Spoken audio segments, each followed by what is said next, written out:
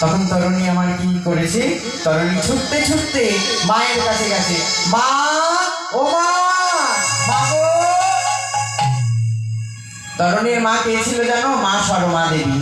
সরমা দেবীকে গিয়ে ডাকছে, মা আমি যুদ্ধে যাব মা, তুমি আমাকে রণসাজে সাজিয়ে দাও, তুমি আমাকে সজ্জিত করো। যেই না শুনেছে ছেলে আমার যুদ্ধে যাবে, মা সঙ্গে সঙ্গে আর্তনাদ করছে, তরুণী না বাবা, তুই ওই যুদ্ধে যাস না বাবা। ওই যুদ্ধে যে যায় সে যে আর কখনো ফিরে আসে না।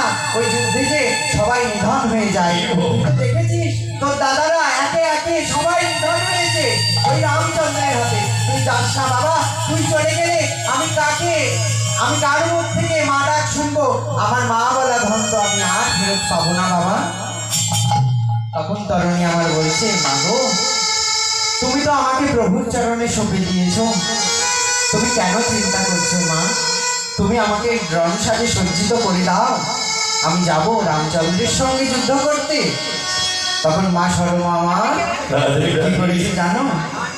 আজকে সর্বঙ্গে তরুণী রাম নাম লিখে দিচ্ছে মনের সুখে, আর অঝোর ধারায় নয়ন ধারা ঝরিয়ে কাঁদছেন, আর সর্বঙ্গে রাম রাম রাম রাম নাম লিখে দিয়েছে।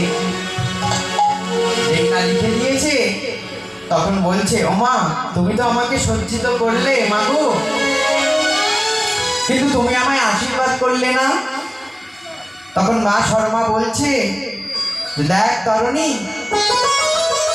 আমি তোর মা, আমি তোকে না আশীর্বাদ করে থাকতে পারি? তোকে আমি আশীর্বাদ করছি তরুণী, আমি তোকে বলি এই আশিস, তুই যেন ওই শ্রীরামচন্দ্রের পাদ পদ্ম হইতে আর কবু না ফিরে আসিস। কি আশীর্বাদ করলেন মাগো! আমাদের এই জগতের মায়েরা কখনো এরকম আশীর্বাদ করতে পারবে? নিজের কোলের সন্তানকে প্রভু রামচন্দ্রের চরণে সঁপে দিয়েছে, বলছে তুই যেন ওই রামচন্দ্রের চরণ হইতে আর কবু না ফিরে আসিস, তুই যেন ওখানেই উদ্ধার হয়ে যাস।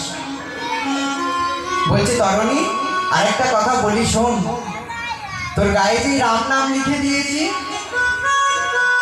তুই এইটুকু জেনে রাখ, প্রভু রামচন্দ্র বাণ নিক্ষেপ করলেও তোর অঙ্গে একটি বাণও লাগবে না।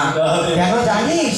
কারণ প্রভু রামচন্দ্র স্বয়ং একদিকে, আর একদিকে তুই দাঁড়াবি। আর তোর গায়ে কি লেখা আছে জানিস? রাম নাম লেখা আছে। নাম, নামই হতে নাম বড়, নামের প্রচুর জোর। তোর গায়ে যে সেই নামে কোনো আঘাত